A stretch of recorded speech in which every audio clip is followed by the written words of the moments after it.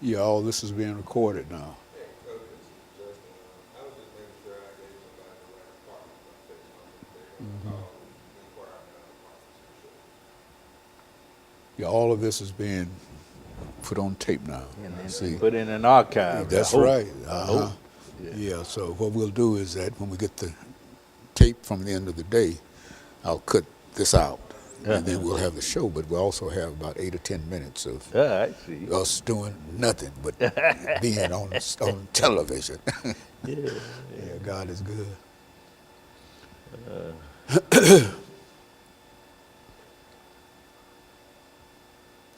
Contemporary Black Lives Matter movement. That's right. Yes, That's good. right. That's right. 10 seconds.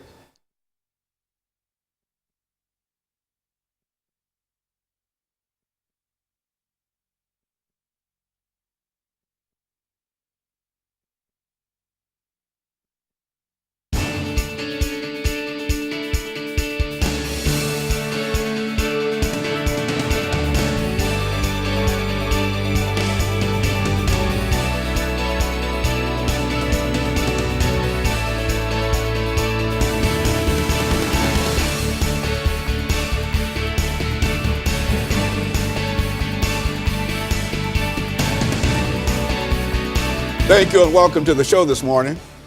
The topic this morning is the contemporary Black Lives Matter movement.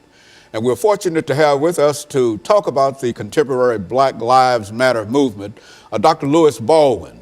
Dr. Baldwin has been with us on a number of occasions, and I'm almost certain that he needs absolutely no introduction to our audience, Dr. Thank Baldwin. you. I think Thank that, as we've said on many occasions, you've been with us almost since the very, very beginning. That's right. That's And we right. certainly can appreciate what you've already given to us. Thank but you. we're also looking forward to what you have to give today. I appreciate especially when we talk about the Black Lives Movement. And before we get into what you have called, Dr. Baldwin, the contemporary Black Lives Matter movement, let's talk about Louis Baldwin, to have you to give us some information about your background, your education, and some of your experiences.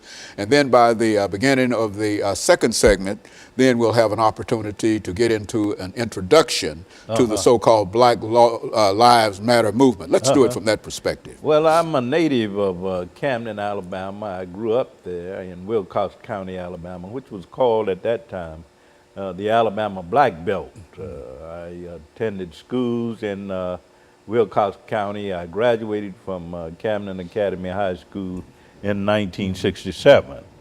And from that point, I matriculated at Talladega College in Talladega, Alabama, majored in history. 1971, I graduated with a BA degree in history. And from that point to Crozer Theological Seminary in Rochester, New York, where I received the MA and MDiv degrees.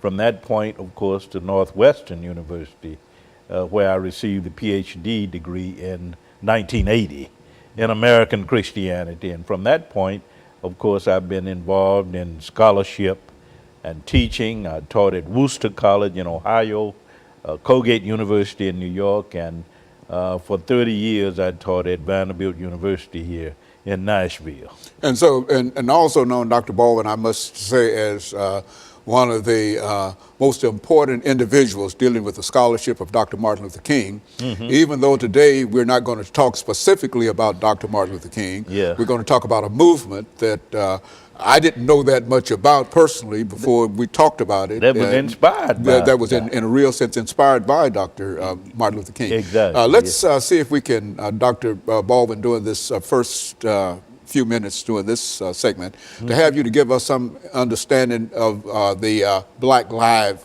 Matter movement. Well, the Black Lives Matter movement actually started in 2013 after the acquittal of George Zimmerman for the murder of Trayvon Martin. 3 black women, Alicia Garza, Patrice Cullors, and Oprah Tometi, decided that they would get together and start a movement that would deal with the intentional and systematic killing of young black men. And they said, well, hey, this is about black lives. So what we want to do is to go on social media and to sort of promote this idea that black men are being systematically and intentionally killed, not only by vigilantes, but also by police. So the movement started in 2013 after the acquittal of George Zimmerman. It blossomed in 2014 with the killing of Michael Brown in Ferguson, Missouri. And since that time, of course, the movement has continued with the killing of Eric Garner, with the killing of Walter Scott in South Carolina, with the killing of Freddie Gray in Baltimore. So the Black Lives Matter movement is not only a slogan, it started out as a slogan. Some might say that it was a rallying cry, that it was a social media hashtag, but now it has become a movement with chapters in 23 chapters in the United States, Canada, and Ghana. And of course, since 2013, there have been more than 700 demonstrations in connection with that movement. But you also, Dr. Baldwin, I think, can trace that movement, as I think you explained to me, way back into the civil rights movement, to the early parts of the civil rights movement. And so although it only started in 2013 in terms of being what you consider to be the contemporary Black Lives Matter movement, but you can also, it also has a history that started long before this.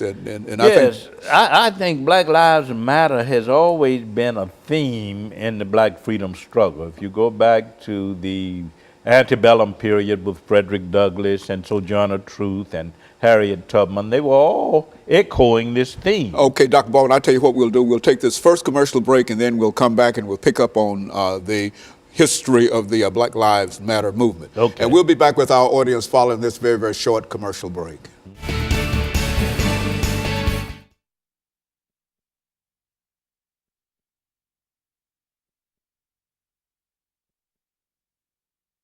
We're still dealing. And then the last, where are we going from here? Yeah, Okay. Yeah, so would you, do you want to do some history about it? Because I think you were talking about. Yeah, we want to go into the historical background of it. Well, let's give about we've got to have about 8 minutes. Better to talk about that. Yeah, and then that last 10 minutes we can get into whatever else you wish to deal with. That sounds great to me, yeah. This is fun. Yeah, it's all laid out here. And see, this is some important pieces of tape that we're getting right here. Not only does it deal with the subject here. Yeah, how do you put it in a larger context? In a context, yeah, that's right. Because I don't think a lot of people do that. Yeah, a lot of people do that. 1 minute, Dr. Haynes. Yeah, so we're getting ready for the second segment. And it goes like that, doesn't it? Yeah. It goes just like that. And this is one of 5, my first of 5 today. Yeah. So we'll be out of here about 2:30.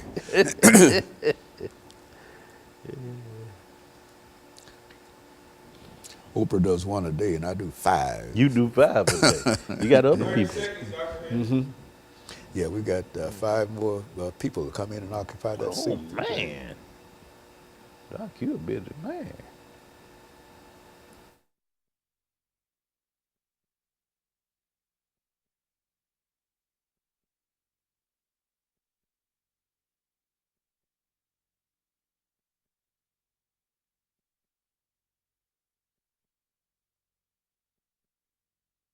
Thank you and welcome back to the second segment of the show for today. We're talking to Dr. Louis Baldwin, and he's given us some information relative to the contemporary Black Lives Matter movement. And of course, Dr. Baldwin, I think that when we left, we promised that we would give you an opportunity to talk about the historical significance of the Black Lives Matter movement and how it started. Let's talk about it from that perspective. Yes, I think we have to understand that although the movement started in 2013, after the murder of Trayvon Martin and the acquittal of George Zimmerman, we have to see that movement in a larger historical context. Black Lives Matter actually started in the pre-Civil War years. If you look at the speeches, the activities of Frederick Douglass and Harriet Tubman and Sojourner Truth, they were all echoing this theme, Black Lives Matter, in the late 19th century. John E. Bruce, Henry McNeil Turner, others were speaking to this same theme, Black Lives Matter. Early 20th century, Ida B. Wells in her her crusade against lynchings, were talking about black lives and how they matter, and how black bodies should be preserved. And so, and in the 1950s and 60s, you get Malcolm X and Martin Luther King Jr. talking about the sacredness of human personality and black lives. So what you have with the Black Lives Matter movement today is a movement that represents, I think, a continuation of centuries of freedom struggle. It's a part of that unbroken tradition of black struggle. And so we have to understand it, I think, in that larger historical context, although the movement started in 2013. It's a part That of is the idea, and that's why you call it the contemporary Black Lives Matter movement, because it's really a continuation in a real sense, but it's now contemporary. Yeah, it's contemporary. It's both contemporary and a continuation of this long history of struggle. And so we have to see it in those terms.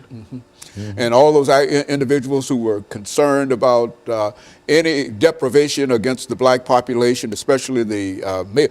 Is there something that is peculiar, Dr. Baldwin, when we talk about this movement dealing with young African-American males? Why is it, where does a male fit into these movements? I think it's really about vigilanteism. We know that Trayvon Martin was killed by a vigilante, and the movement started with an emphasis on that.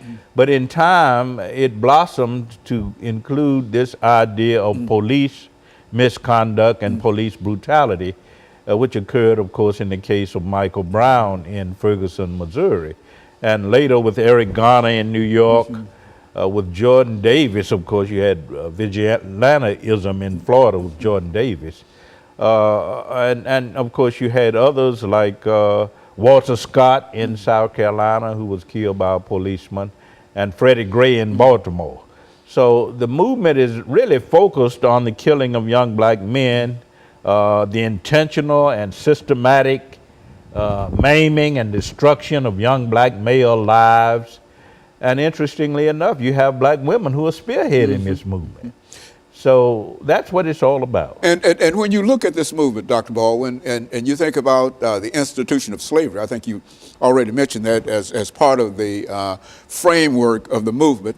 When you look at this movement, it appears to me that the emphasis is on young African-American males, primarily because those are the most dangerous individuals dealing with the institution of slavery. That is, if slavery is to be overthrown, it is not the African-American female, nor the African-American older person, but it will be who? Those young African-American males. And so that's the group. That's right.